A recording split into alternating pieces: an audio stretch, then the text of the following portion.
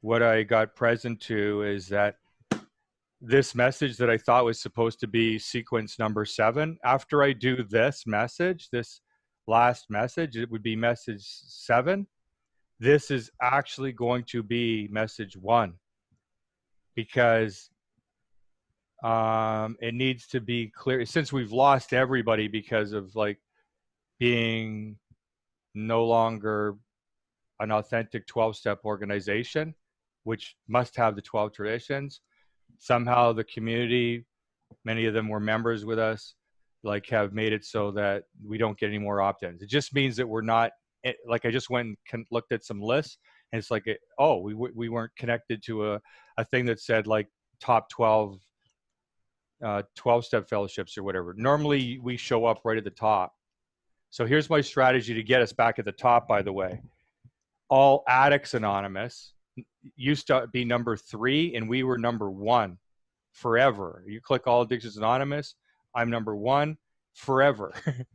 Now we can't be seen ever since we made that bold change, which is great, right?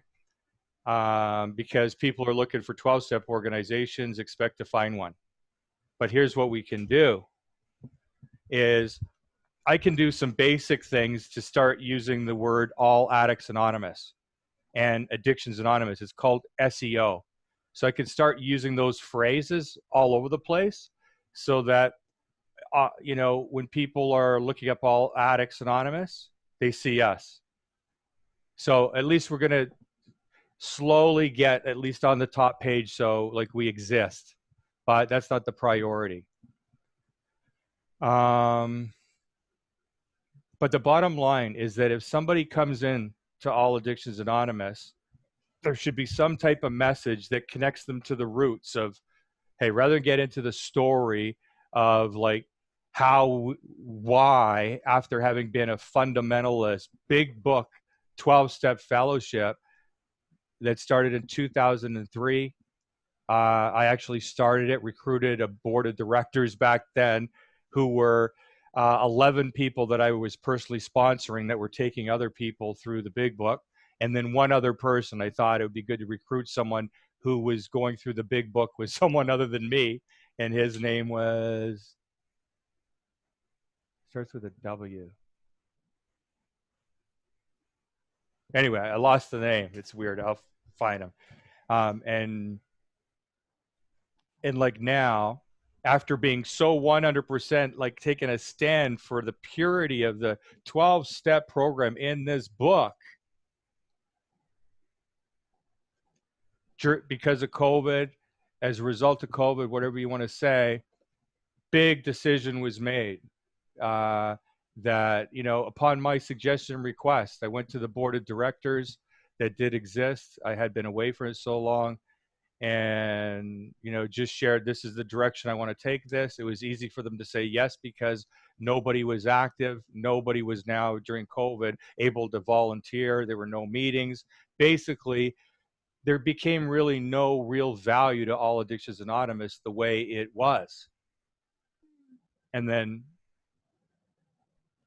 within the last week, the 2 board members that were part of the board didn't realize they were part of the board. Can you imagine that? 2 people didn't realize they were still registered as a board of directors for All Addictions Anonymous. And so they found out, and as soon as they found out, as soon as they realized it, I should say, as soon as they realized it, because of me saying, hey guys, want to communicate with you about this thing that I started that I have no power to make decisions over anymore. Obviously, I've been inactive for 10 years. The only thing I've done is like kept the domain name and the hosting, and I've always sponsored and paid those expenses, including whatever was involved to manage the website, including, paying people to manage the website, because we've never had anybody to ever that, that was their role. So I just did it even though I was inactive. And I didn't do a very good job. I had no follow-up on the sequences or anything. But that would obviously be very, very edited because that's too much to say. But anyway, that's the long version. And now you're here. Here you are visiting this website after we made that bold move to say, we can no longer represent ourselves as a 12-step organization with the purity of everything that's in this book, when basically we don't have the traditions going on anyway. We have no decision, no group making decisions. Like, there is no 12 traditions. So it wasn't like we really went out there and said, we're against the 12 traditions. No, it's because we honor the 12 tradition, realize we're not honoring them. So therefore, first thing we got to do, in respect and honor of the roots, our roots, where we came from, is no longer,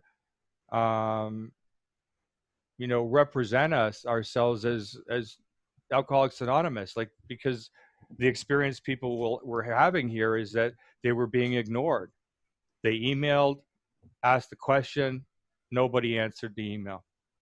That's it, including me, because I wasn't codependent. I told everybody, now that it's yours, guys, there's a board, you guys are accountable, right? I had no responsibility or accountability even implied.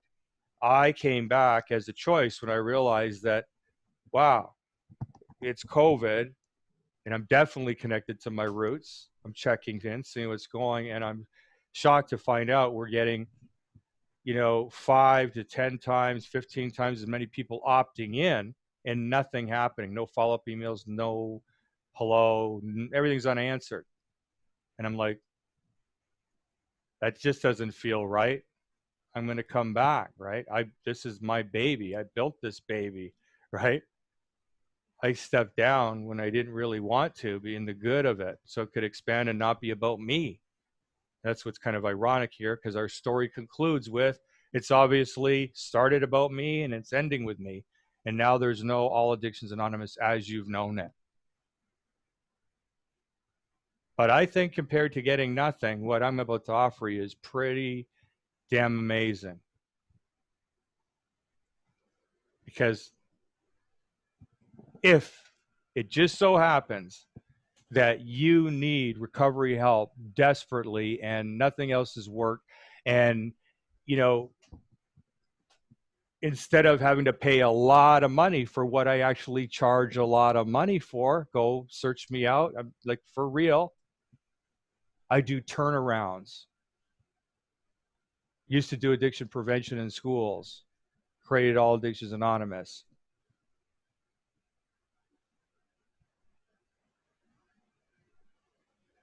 And if you were a paying client of mine, whatever way I helped you, you'd be paying $500 an hour equivalent inside of one of my packages or programs.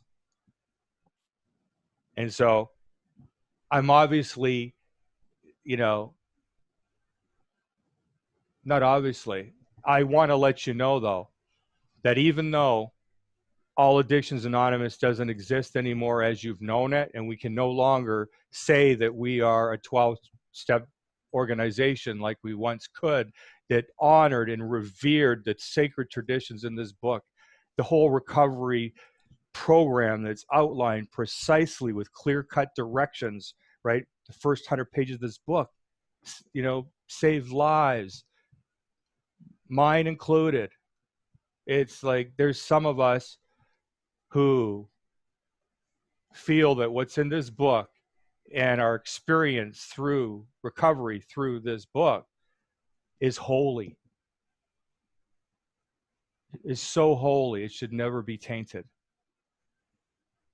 And it would have been selfish to keep representing ourselves as another, like one of the emails you received said, not, just another 12-step fellowship, I believe was the title. Like, we had now not earned the right to say that. We are not even a 12-step fellowship as an organization. So the two board of directors resigned, and they could only resign because Sarah, who is our president, unselfishly chose to stay on and make that final kind of self-service sacrifice to because we needed somebody on the board to reach out to Corporations Canada and say, I'm an active board member and these two are not, and so they could be removed. So now, as an organization in Canada, if any not-for-profit organization does not have a minimum of 3 board members, the not-for-profit organization is now out of compliance. And now there's a process that Revenue Canada and Corporations Canada will automatically dissolve All Addictions Anonymous without Sarah Clark having to take any action whatsoever. We're just a dormant not-for-profit that hasn't even been accepting donations for over a couple of years. Upon my suggestion, by the way, I advised the board to please, let the groups keep their money. And so there's just no reason to be a not-for-profit that refuses to take in donations and has nobody active. So that's our story. That's why all this happened. We had to look at our own integrity as an organization. I had to look at my own integrity as the human being that founded this organization in 2003 with a lot of damn passion. This has been All Addictions Anonymous, as it's been known up until now. The past, All Addictions Anonymous, I can honestly say has been my most proudest accomplishment of my life. It's the most spiritual, fulfilling thing I ever did. And I always knew that once I let it go, my life was fulfilled, because I could never top that. I could never build anything more beautiful and selfless from a financial perspective, and abundant, because of it's all about the abundance of service. You can't even be teased by the money, right? That's what made it so abundant. It was such a pure experience serving as just another 12-step person that was a fanatic about the big book of Alcoholics Anonymous, and that you could customize, translate any addictive pattern into this book, and then take the time to go through it, be guided through it with me, and you'd be able to really experience the totality of and the purity of the 12-step program, the original 12-step program that's still in this book, unchanged. So many spiritual experiences occurred through people sharing this book with one another, like coffee table style, kitchen stay, and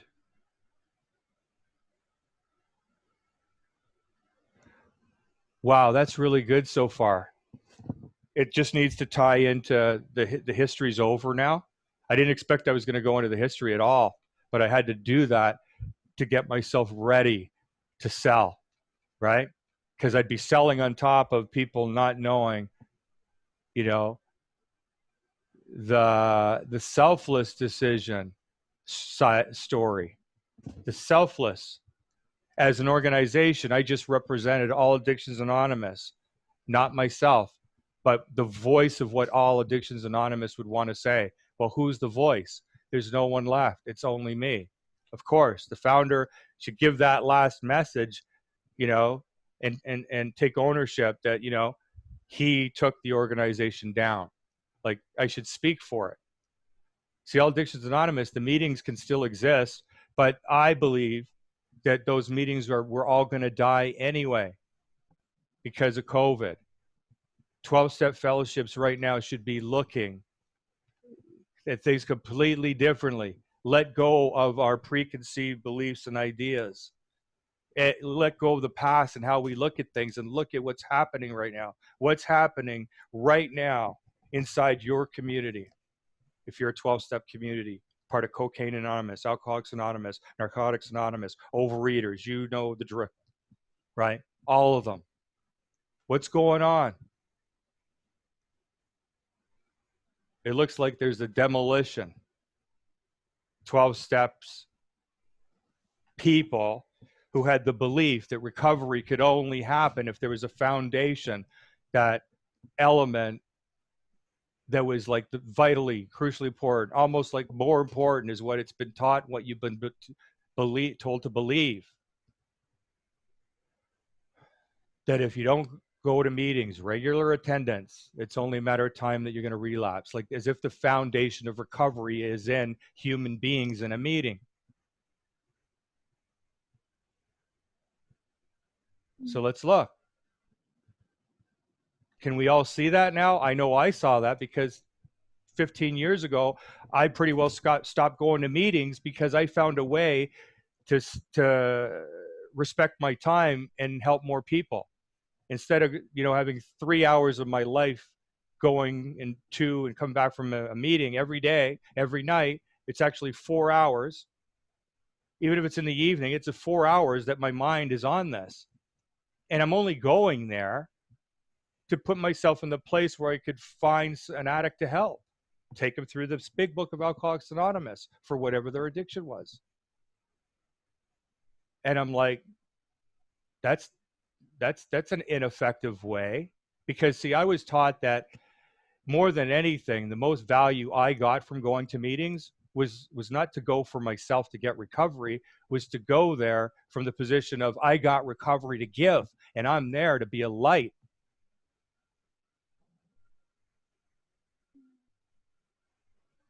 What do they call that? A lighthouse. The ships. I'm the lighthouse. That's why I would go to a meeting, to be that lighthouse, so you can see me. If I am being that lighthouse, you'll see it. And then I'm going to extend my hand. I'm going to offer my hand to you and for us. And that's what I did. But I found a way to really enjoy it and keep doing it forever for the rest of my life. I stopped going to meetings that were taking up 4 hours of my time to get a result that I could get in no time. No time. 4 hours every day. It's no wonder I went bankrupt in recovery. And I'm glad I did, because I was obviously still a martyr at some level.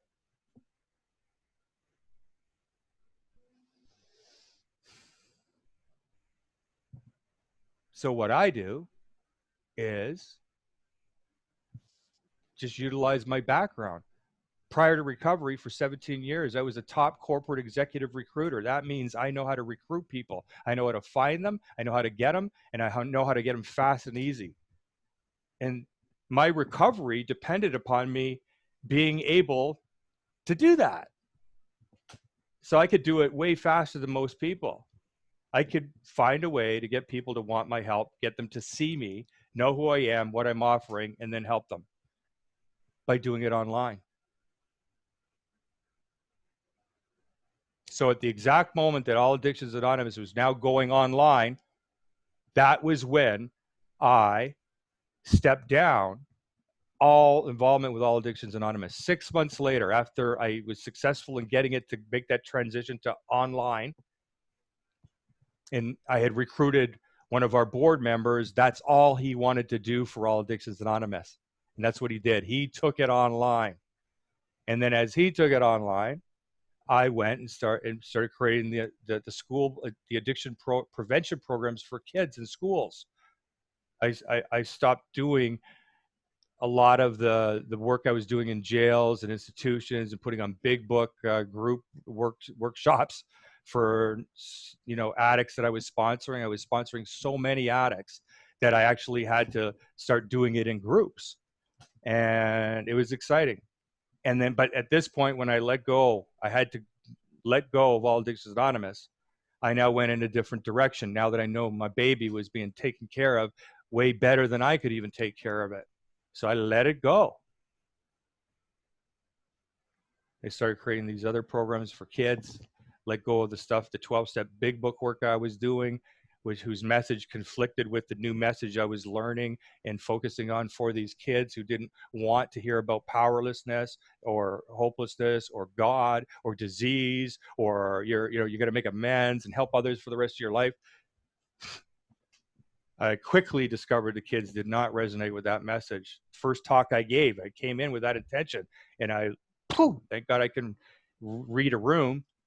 They love me, but they didn't love that message. So I just started inventing a new message through trial and error until it got to something worthy of Dr. Gabor Mate and Stanton Peele to endorse.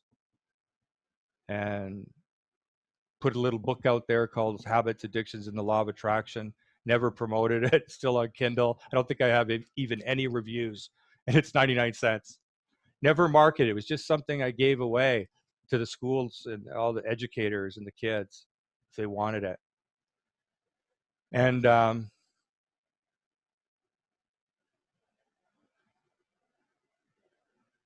ask me a question. Lost my train of thought.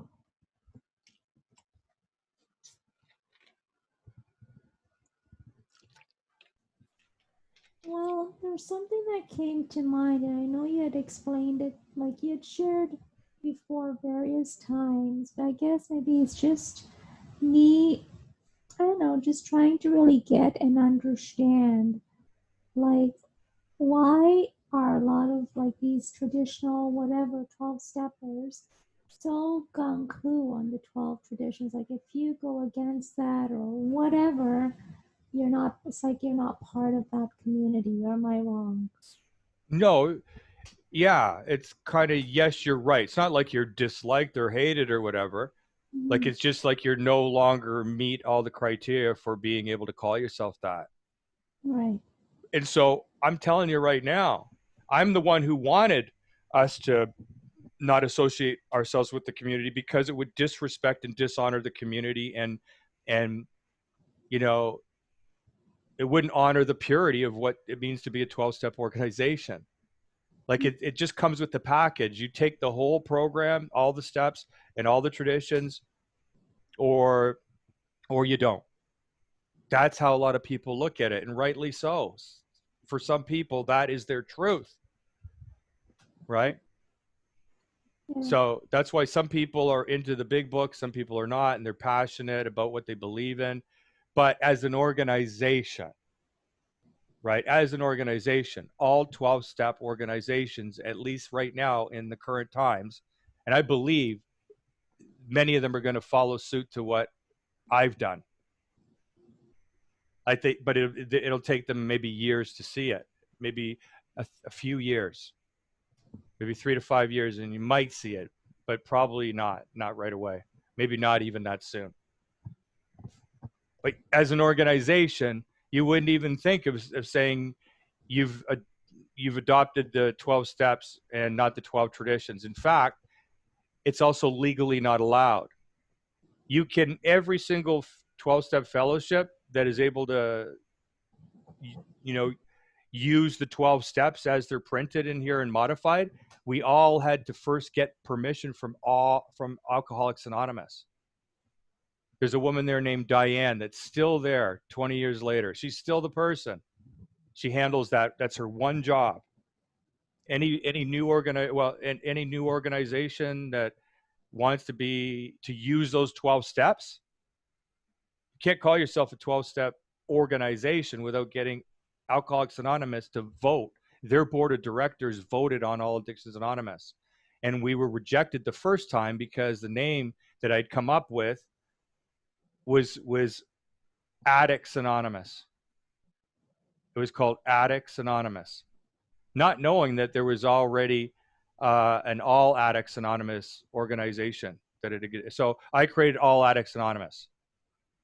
But then when we founded it, went to go get permission from Alcoholics Anonymous, they they said no because the name AA, we too closely resembled their brand because it had two A's in it. So then I came up with the name All Addicts Anonymous, and then I asked the board what they thought, and I put in a vote. I put in my motion, and Patty Dukas, who is the wife of somebody that I was helping, came up with a better name. She said, "How about All Addictions Anonymous?" And then the group thought her name was better. And so did I. Isn't that neat? That's the true story.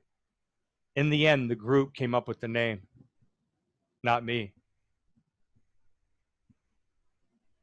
Yeah. What a wild story. Yeah. So much. And honestly, the best time of my life to this day. Building something that you knew had no possibility of you financially profiting from it, like you knew you never would. It made you always have a pure intention to really want to be doing it, because you'd only do this if you really wanted to be doing it. Yeah. Which was the case with me, which is I'm one of the few people in total. I'm probably like less than 1% of all the people in 12-step fellowships that know this passion that I'm speaking of, because it was like our primary purpose was to carry the message contained in this big book of Alcoholics Anonymous, one-on-one with another person in a coffee shop, privately sharing anonymously, no attention on us, you know, how we got to the other side. And it's in this book, and we just read it together and do what that book says to do. I was your implementation coach on getting the 12-step program in your life.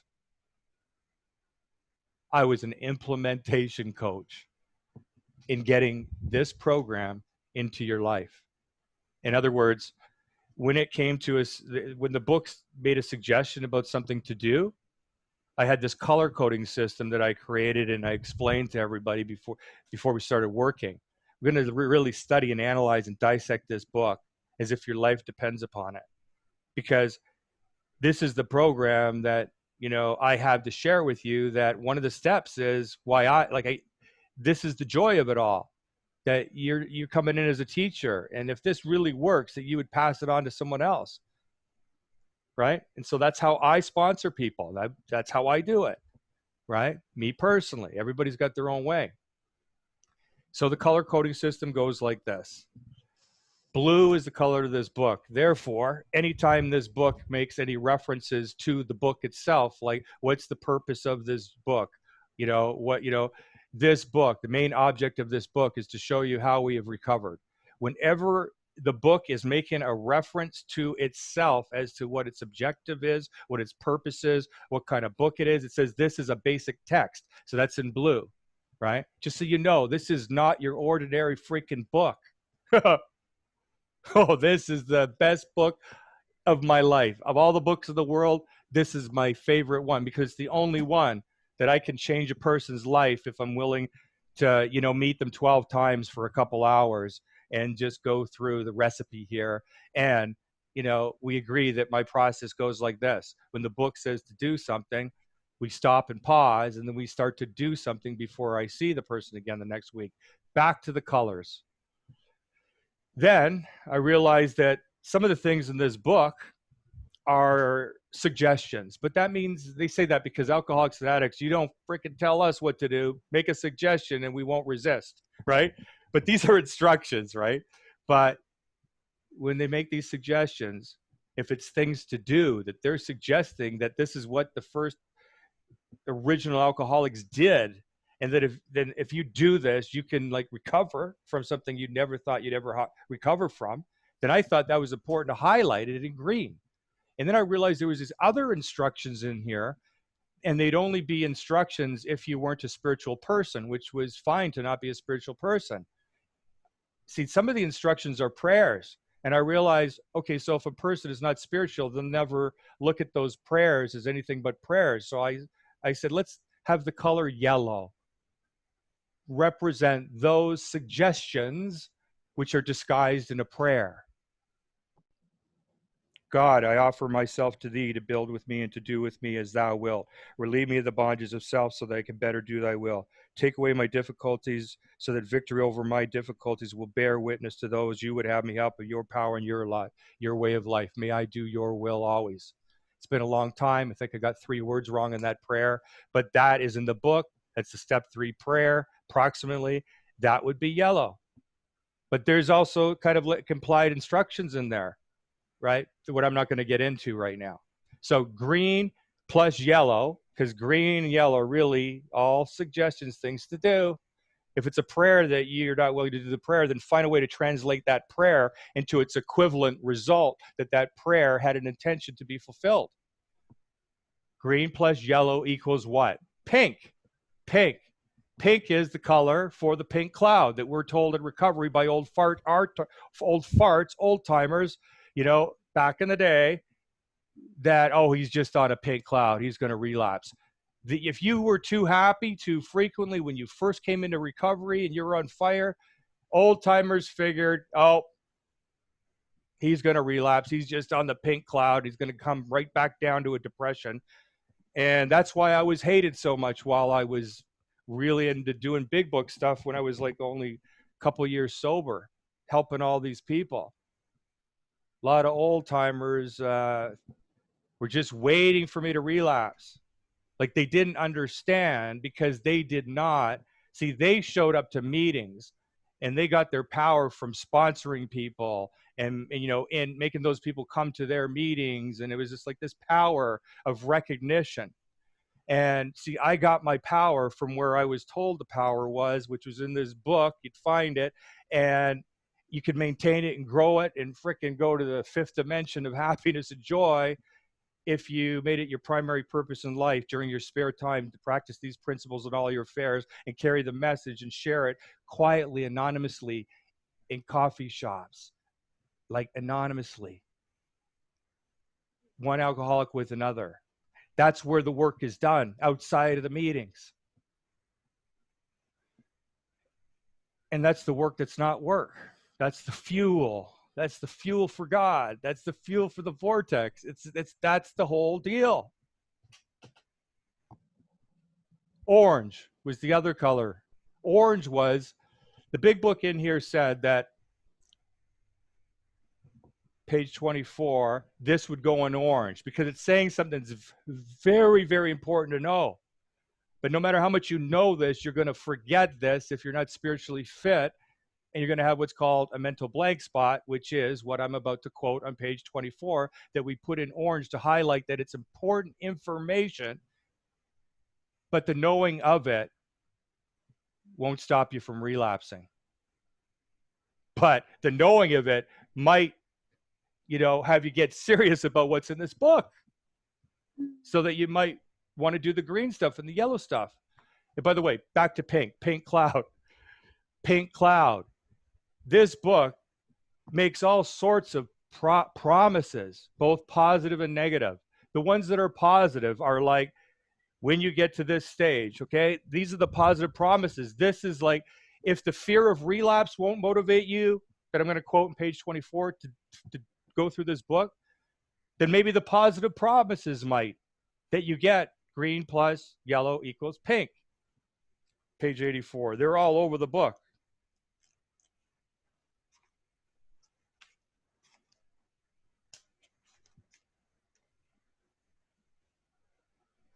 All of this is positive promises. You get to step 10. You're not even at step 11 or 12 yet. It says you will have ceased fighting anything or anyone, even alcohol. For by this time, sanity will have returned. Pink, it's a positive promise. If you do the work up until page 84, thoroughly and completely with rigor and honesty to the best of your ability, it doesn't have to be perfect. It's just got to be more than half-assed, and it's going to work. Consistently more than half-assed. We will seldom be even interested in engaging with our addiction. If tempted, we recoil from it as if it were a hot flame. We react sanely now to worry or drugs or alcohol. Anyway, it's like the whole page. But then it says, it's so easy to let up on the spiritual program of action in this book and rest on your laurels. We're headed for trouble if we do, for alcohol is a subtle foe. We're not cured of alcoholism. What we really have is a daily reprieve contingent on the maintenance of our spiritual condition. See, I'd put that in orange, right? We are headed for trouble, right? If we, right? I put this in orange. It's easy to let up on the spiritual program of action and rest on our laurels. We're headed for trouble if we do. All that's in orange. Why? because it's important information, right? Because maybe knowing this, they're warning you. If you let up on the spiritual program, and the real spirituality comes from just being willing to make it your primary purpose to pass this program on to someone else who might want it to the best of your ability, if they want it for free for the rest of your life. Not like run away from it when it's convenient. See, that I never ran away from anything. I left All Addictions Anonymous, but I never ran away from marketing and putting the message out so that people were coming to me for me to help them. So I'm living this big book one way or another. Everything I did for you, Samina, as you know, was step 12. It was always done during my spare time when it would not. I was honoring that. Yeah. So orange is important information, the knowing of which won't stop you from relapsing. But it's important to know it. Pink is, do you want to have this be your experience of life? Do you want to be waking up every day so that everything you read in pink is like, yeah, that's your experience? That was my experience every day, Samina, when I was in the most momentum of helping addicts. Every single pink in here, I had it all every single day with no down days. No kidding, no down days ever. Whatever the positive promises were, there was a time that I was in such momentum, because I had so many that I was helping. I always had at least one addict I was helping every day in the morning. And sometimes I had the pleasure of 2 or 3.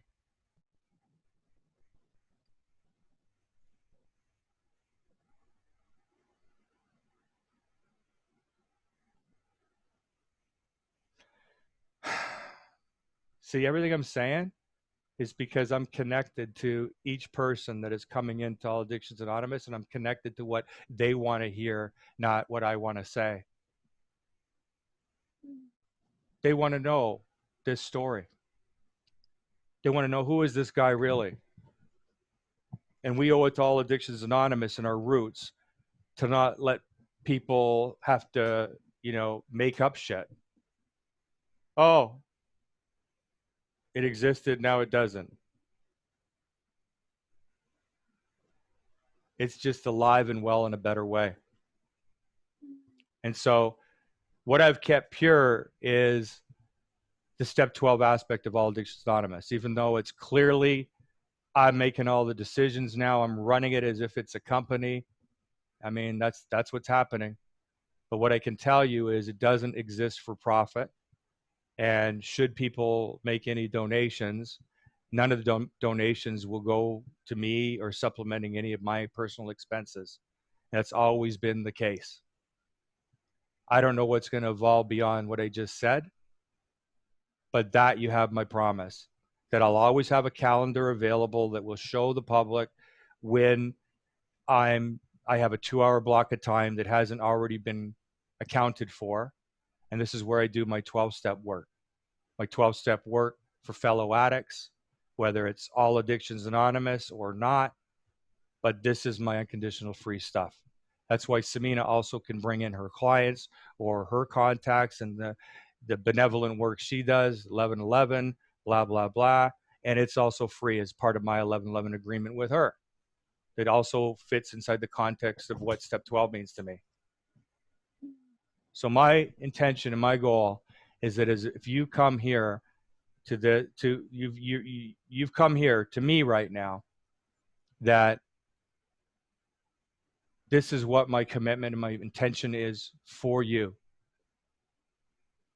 That everything we do together has you prosperous, has you prosper, has you maybe initially feel relief, hope, then confidence. But every step of the way, I'm looking at it like my job is to have you be free so that you're not dependent upon anyone or anything, including money, for you to be free. And my promise is that I will not be financially profiting because I don't need anything from you. That's the whole concept of, a healthy 12-step person does not participate in any possible codependent patterns that might exist in the person he's helping or she's helping. So this tradition we have kept, the 10th tradition. We're self-supporting through our own contributions. So I'm already self-supporting, so I don't need anything from you, whoever you are, and I don't need anything from All Addictions Anonymous, financially or otherwise.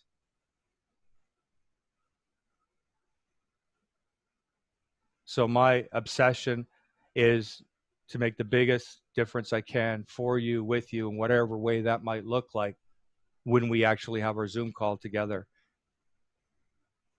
It might be we go through the big book and I can show you, if you're a person in recovery, I can probably show you that you have another addiction going on in the background that you weren't aware of, that is like, that's the addiction that needs to be dealt with now if you're a 12-step person. And I'll show you that addiction by listening to you and asking you questions and then putting it through the test of the big book of Alcoholics Anonymous and seeing if that pattern gets a yes in all the questions we'll ask together that come from the big book of Alcoholics Anonymous as we translate that pattern or addictive pattern that I'm suggesting is an addictive pattern, but we're going to throw it through the test by having you look at it through the big book. And then after that, we could talk about what else I could do for you for free in the next session we'll have that's on my calendar. So let's just say it's a week from now, which would be a week, right? Maybe what we're doing is we are going through this big book in a different way than I've ever gone through it with someone else, because there's certain parts of it that you like, some of it you don't like, and you just want me to help you get strengthened in the areas that you resonate with. And let's do a bit of that, right? So we'll do that.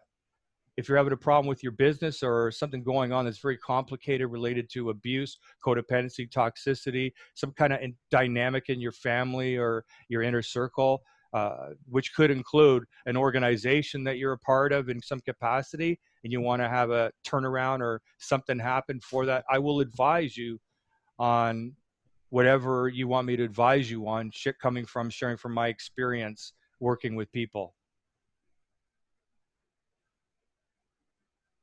We'll give you experience, strength, and hope, and a pathway that you can act on that you never thought of because you thought that recovery was a cookie cutter process, because that's what we were taught. That's what it's been ingrained in us.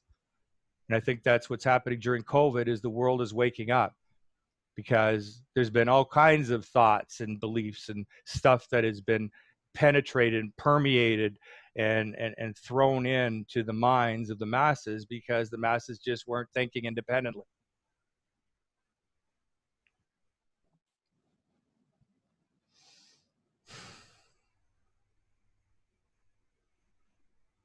So enough said. If you've already listened to all of this, I already know you're going to book. So do you. Now you're thinking of not booking because you might be one of those people that no matter what, you're not going to tell me what to do. Yeah, that what I just said wasn't for you. For you, I invite you to consider taking your time and reaching out to me in any way you want, and I'll get back to you whenever I can, which will be less than 7 days for sure.